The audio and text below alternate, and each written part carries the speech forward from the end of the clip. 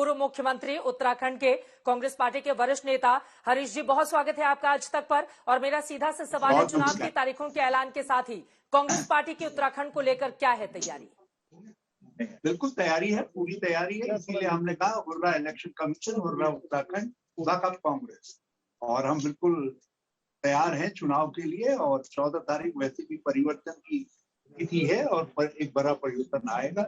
उत्तराखंड की जनता परिवर्तन का मानस बना चुकी है। कांग्रेस तो उसमें एक सहयोगी के रूप में काम कर रही है। जब जनता जनार्दनी तय कर लेती है तो फिर उस धारा को, गंगा की धारा को कोई रोक थोड़ी सकता।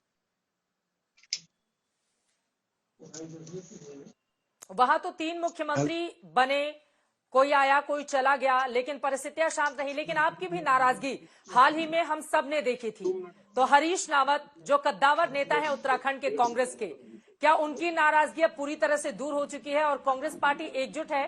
क्योंकि बार बार गुटबाजी की खबरें कांग्रेस उत्तराखंड से भी सामने आ रही है। देखिए, एक पार्टी के अंदर, एक परिवार के अंदर थोड़ी बातें उठती रहती हैं। वो ऐसी नहीं होती है कि उसे कोई लक्ष्य से अलग हटा जाए।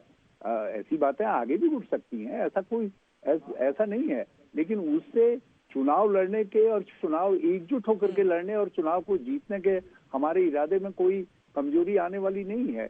और फिर भाजपा ने 3 मुख्यमंत्री दे करके, और जिस प्रकार से इस समय उत्तराखंड की जनता का माहौल बनाया जा रहा है, बल्कि एक वरिष्ठ नेता ने भाजपा के कह दिया हम 3 बनाए या 10 बनाए, हमारी मर्जी।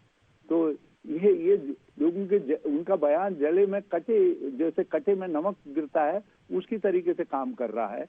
लोग ये जान रहे हैं कि डबल इंजन बिल्कुल फेल रहा है, विकास ठप रहा है, इधर महंगाई चरम पर है, बेरोजगारी निरंतर बढ़ रही है। 2017 के आंकड़ों की मैं बात करूं, भारतीय जनता पार्टी ने प्रधानमंत्री मोदी का चेहरा था, 57 सीटें जीती थी। कांग्रेस के खाते में सिर्फ 11 सीटें आई थी। तो आपने सबक क्या सीखा और क्या हरीश रावत मुख्यमंत्री बनने की तैयारी कर रहे हैं उत्तराखंड में?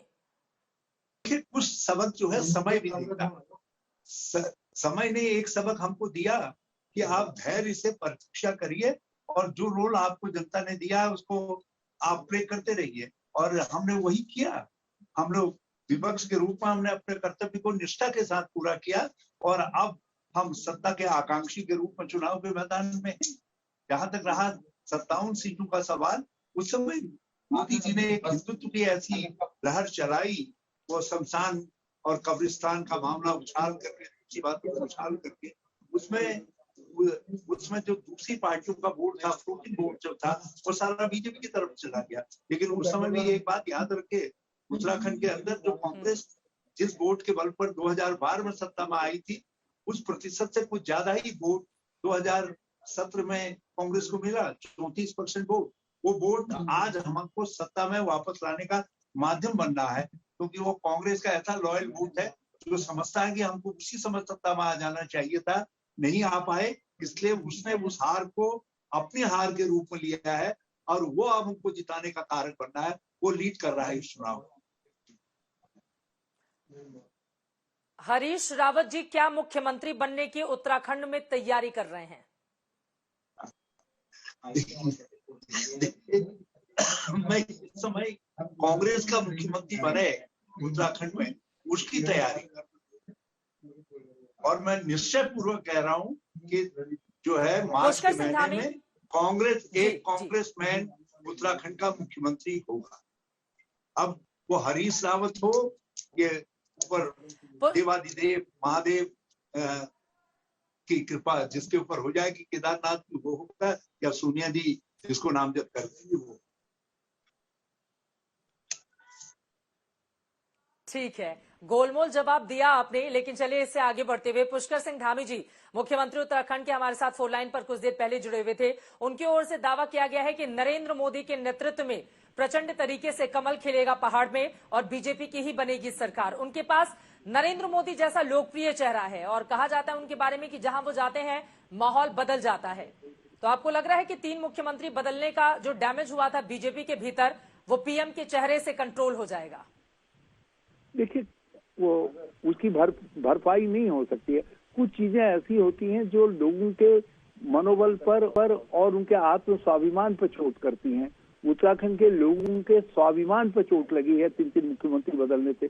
और जिस तरीके से पहले मुख्यमंत्री को बदला गया बजट सत्र के बीच में, बजट वित्त मंत्री के रूप में उसको ला करके बदल दिया गया, उससे लोगों को लगा ये क्या है सत्तारूढ़ दल, हमने इनको 57 का बहुमत दिया, उसका दुरुपयोग करते हुए इस तरीके से निरंकुश तरीके से इन्होंने मुख्यमंत्री को बदला है। अभी तक उत्तराखंड की जनता यही नहीं समझ पाई कि यदि नकारा था तो 4 साल हमारे ऊपर थोपा क्यों, और यदि कोई और कारण था तो जनता को बताते। दूसरे को तो ये मालूम ही नहीं पड़ा कब आया, कब मुख्यमंत्री पद से वो चला गया, कब उसका विवाह हुआ, कब विधवा हो गया, उसको पता ही नहीं चला।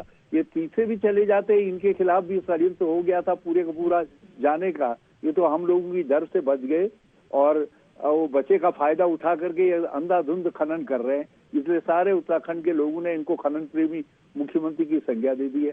और अंतिम दिनों में सरकार के जिस तरीके से तबादले हुए हैं, वो हुई है, ट्रांसफर्स हुए हैं, पोस्टिंग हुई है, और उसमें जो धन चला है उससे लखनऊ देहरादून में सड़ांध फैल गई है। तो ये सब चीजें हैं, विकास है नहीं।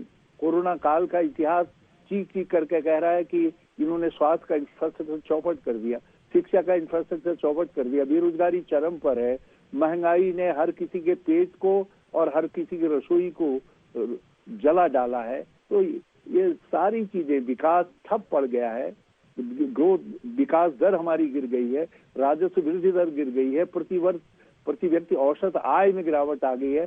सारे इंडिकेटर चीख चीख करके कह रहे हैं कि 5 साल में उत्तराखंड आगे बढ़ने की जगह पर पीछे गया है। अब उत्तराखंड आगे बढ़ने की लड़ाई के तौर पर इस मौके का इस्तेमाल करेगा। जो 14 फरवरी है ये लोगों के लिए आगे बीजेपी के ऊपर बहुत सारे आप आरोप लगा रहे हैं। जल्दी जल्दी छोटे छोटे और सवाल मैं आपसे चाहूंगी हरीश जी। प्रधानमंत्री नरेंद्र मोदी के साथ उनकी सुरक्षा में चूक का जो मामला पंजाब से सामने आया, उसके बाद आपकी ओर से बयान दिया गया जिसको लेकर बीजेपी ने आपके ऊपर हमला करते हुए कहा कि ये किस तरह का बयान है पूर्व मुख्यमंत्री का। आपको क्या लग रहा है कि पीएम की सुरक्षा में चूक का ये मामला चुनाव के दौरान मुद्दा बनेगा? क्योंकि कई विरोधी दल हैं जो इसको लेकर बार बार आगे आ रहे हैं और बीजेपी से सवाल कर रहे हैं। इसमें हमने भाजपा की मानसिकता भी देखी। उन्होंने कहा कांग्रेस नीच थी, नीच है, नीच रहेगी।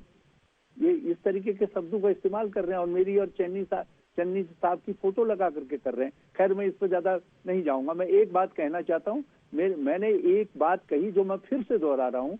मैंने कहा कि प्रधानमंत्री की सुरक्षा में जो चूक हुई है ये चूक नहीं होनी चाहिए थी, और यदि आधा घंटा प्रधानमंत्री का काफिला वहां से नहीं निकलता डांगमले से जहां वो रुके हुए थे और रूट को सैनिटाइज कर लिया जाता, सेंट्रल एजेंसीज भी देख ली थी, स्टेट एजेंसीज भी देख ली थी, तो कोई कहर नहीं टूट पड़ता, कोई पहाड़ नहीं टूट पड़ता, कोई बम नहीं पड़ जाता।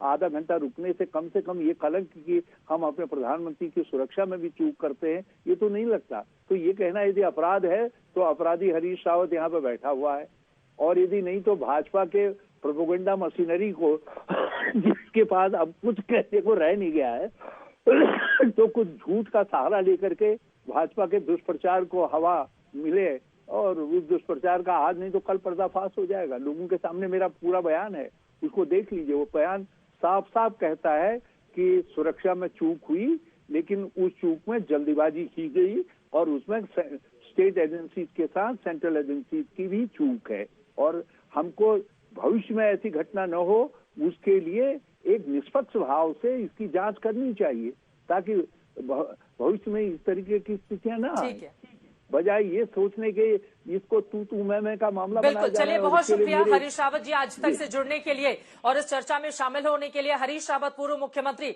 उत्तराखंड कांग्रेस पार्टी के बड़े नेता, उनका ये दावा है कि बीजेपी की सरकार नहीं बनेगी बल्कि कांग्रेस पार्टी की सरकार इस बार बनेगी प्रचंड बहुमत के साथ। हालांकि मुख्यमंत्री के सवाल पर गोलमोल जवाब उनकी ओर से जरूर दिया गया है, लेकिन अब आगे क्या होगा ये महत्वपूर्ण होगा जानना। लेकिन एक चरणों में 70 विधानसभा सीटों पर उत्तराखंड में होने हैं इलेक्शन। अब कौन कौन से मुद्दे आगे बदलते गुजरते वक्त के साथ वहां पर हावी होंगे, इस पर लगातार रहेगी आज तक की नजर।